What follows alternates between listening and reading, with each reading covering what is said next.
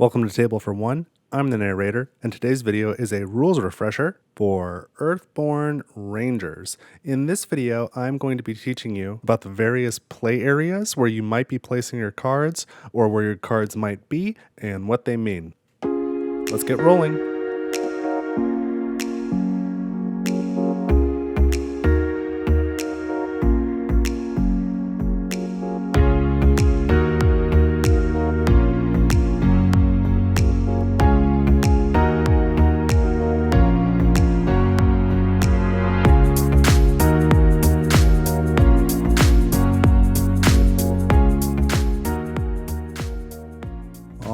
So I'm all set up to tell you a bit about Earthborne Rangers today. We are going to be talking about the different areas where your cards can be. And so if you don't know much about Earthborne Rangers, this is probably a great place to start. This is going to be, I think, a fairly short video and also a pretty basic one.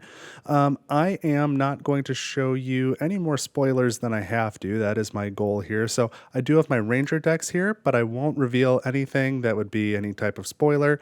I won't show any reward cards or anything else because these are my in-progress decks. These are the ones I'm actually playing with. So you'll see the aspect cards and the rolls, but that will be it. And those are innocuous. And then the path deck that I'll be using here is the Woods cards path deck with nothing else folded in. So this is very similar to what you would see on the very first time that you played. It would tell you to set up with these cards. There's not really any major surprises here, and I've actually pared it down a little bit from what you would normally see. And then I will show you the starting weather and starting location that you would use when you start the day. I'm sorry, not start the day, start the campaign. When you play for the first time, this is the weather and the location you would use. So that level of cards is going to be kind of necessary to show you anything for how to play this game. So if that's not for you, this is your time to click away. Otherwise, I'm going to start setting things up. So you've got just a second. But for my Ranger cards, here's my aspect card and my Ranger roll, and this is my Ranger token. I've got the little wooden meeples. If you don't have them, you just have a cardboard punch out that has a symbol that looks a lot like this on it in your player color. So you would put that on your roll. Same thing over here. Here's my aspect for this Ranger and this roll card and my Ranger token. And then I mentioned I have the path deck up here already, and I have my challenge deck set up, which I don't expect to use in this video, but that's where it goes. So already, if you may have noticed, if you don't have the Playmats, they are very useful. It's more than just the nice artwork, or if you happen to like the feel of neoprene, but more than that, it really does help to keep things organized. And I will say, within a week or two of getting this game originally, I went on a big vacation. We were gone for like a week with a big group of people. So sometimes there's a lot going on, but sometimes I had some downtime. And I brought Earthborne Rangers with me, but I brought just the box. I didn't bring any of these mats. And so I sat at like a dining room table and was totally able to play after only being a few days into the campaign. I could play two-handed with all of this area without any mats, and I kind of knew where everything went, where all the cards were supposed to go, and what that signified. But some of the people who would sit down and watch me play for a little bit, they were a little bit mystified at what the different areas are. So you don't have to have these neoprene mats, but I like them and recommend them. I know these can be tough to get outside of the campaigns.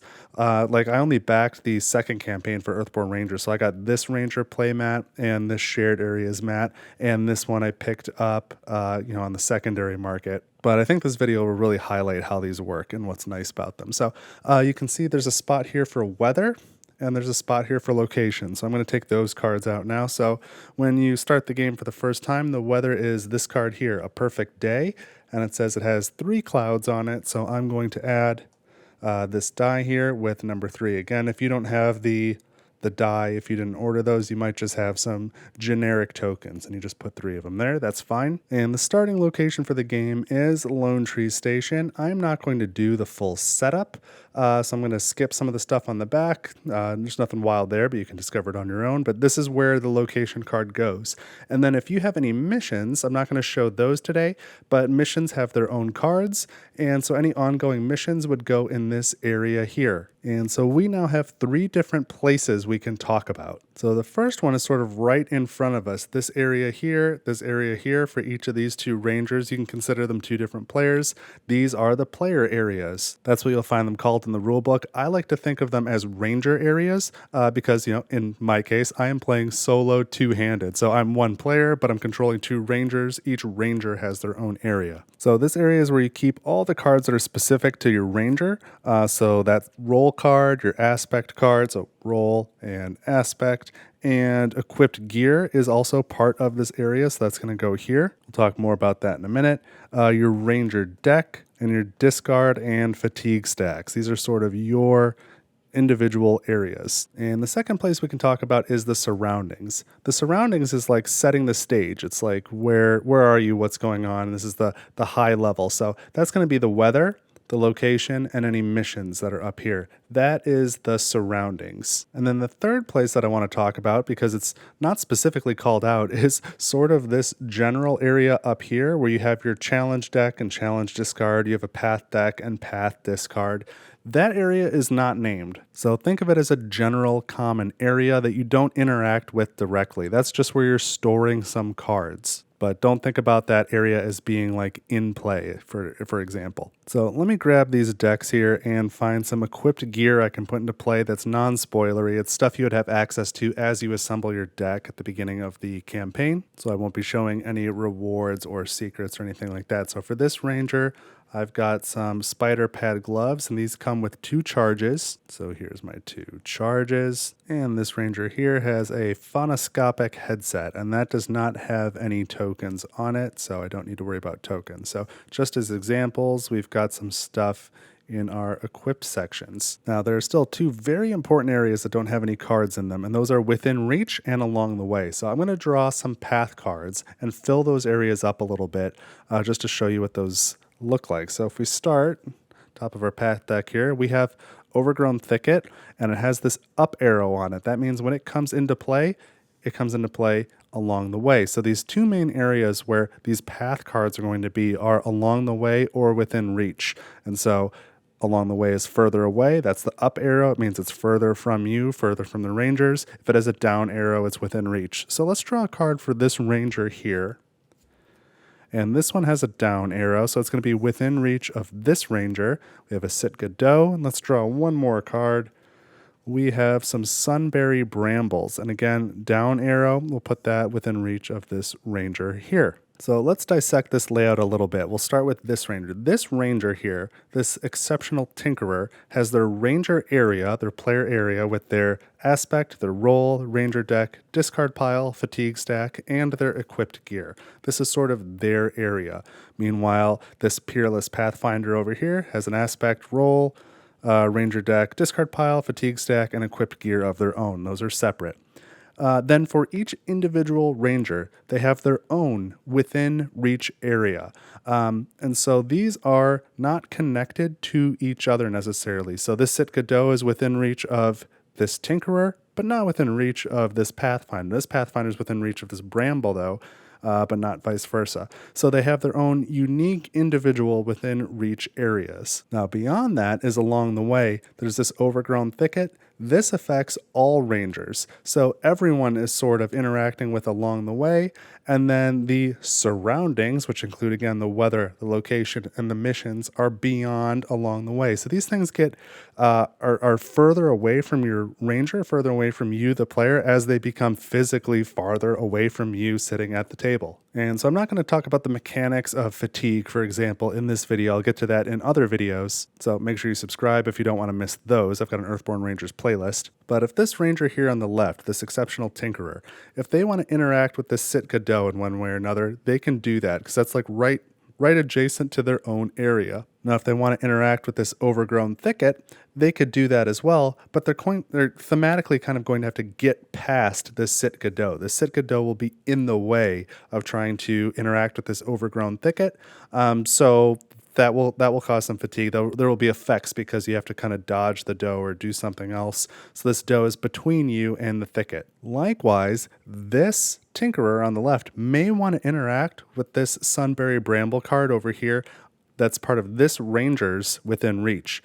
This ranger here can do that, but again, the Sitka Doe is kind of in the way. So think of other rangers within reach as being sort of adjacent to your own within reach. And so you have to go to interact, you have to go kind of to your own within reach and then either sideways or up to get to along the way.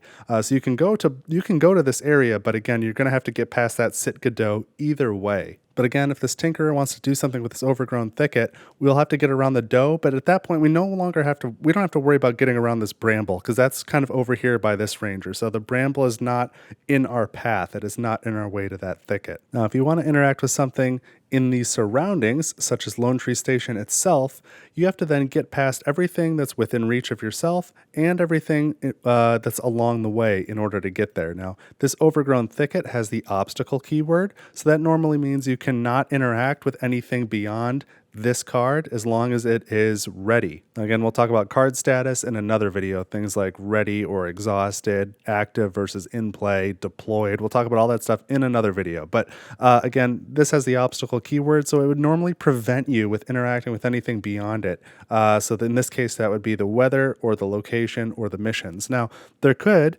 through various scenarios, there could be an obstacle within reach of you. And then let's say maybe this Sit Godot was along the way. Let's just say this was the case.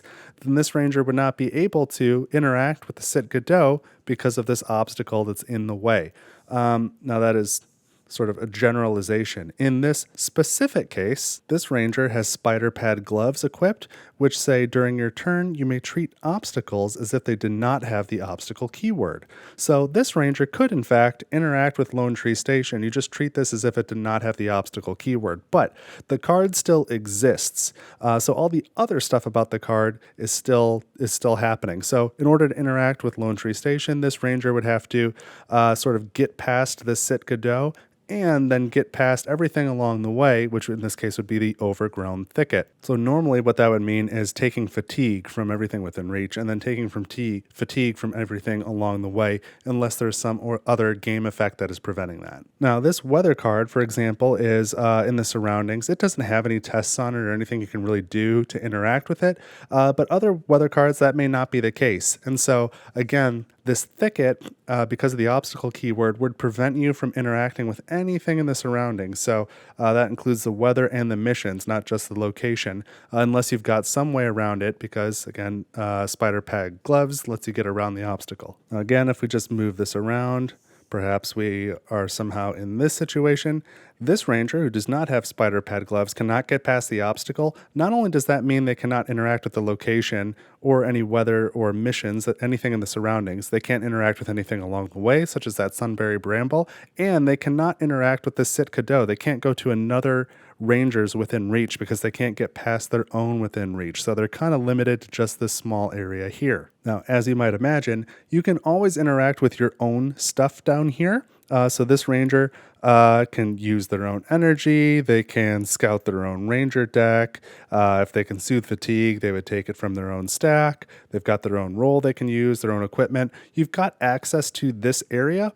You do not have access to other rangers' player areas. So this Peerless Pathfinder could not decide to use these spider pad gloves. You can interact with other rangers is within reach if you have a way to do so, such as if there's nothing preventing you, I should say, so there's no obstacle. So in this case, I could get past the sunberry bramble to interact with the Sit Godot, but you can't go any closer than that. I can't be like, hey, give me your gloves. I'm going to use them to get past that thicket. So unless a card specifically says something to the contrary, you cannot benefit from other rangers' player areas. So there's no sharing energy tokens back and forth. You can't use other rangers' abilities. You know, they've got to use their own abilities. You can't scout other rangers' deck for them. You can't use each other's gear. But I don't want to give the impression that it's very restrictive either. So this gear, for example, it can be exhausted, and it says when a ranger scouts, increase the number of cards scouted by 1.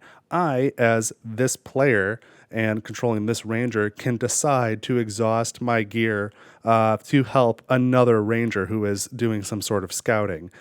So you can use things to other players' benefits, but one ranger can't go into another ranger's area and use their stuff, basically. Now, again, I highlighted previously that the challenge deck and the path deck are sort of just general card storage areas. They are not beyond the surroundings. They're just, that's where we're putting cards right now. So some effects might let you scout your path deck, for example. So you can look at the top few cards of the deck, and then you have some ability to like rearrange the order. You can put them on the top or put them on the bottom.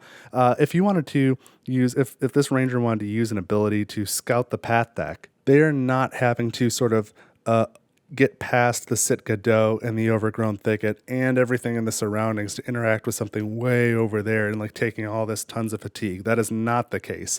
You grab a challenge card when you need a challenge card. When you need a path card, you draw the card, or you can scout the path deck. There's a number of reasons why you might be scouting the path deck, but when you do that, you just do it. You're not having to dodge or interact or take fatigue from all the stuff physically between you and those cards. So you could think of it, if you want to, as those cards. You can store them somewhere else. I could keep them here if it was easier for me. So it's just sort of, I can reach it, and maybe this is where I'm sitting and this is where I'm playing. They don't have to be at the top because everything else sort of follows that principle of the closer to you it is, the closer it physically really is to you. But the challenge deck and the path deck don't really represent things that are physically around, just like all the other cards do. So hopefully that doesn't trip you up. So that was maybe a little bit longer than I meant and a little bit rambly, but hopefully that helps explain to you these concepts of within reach, along the way, the surroundings, the player areas, just using some simple examples and plain language and a couple of visuals. So if that was useful for you, leave a like on the video. I'd appreciate it.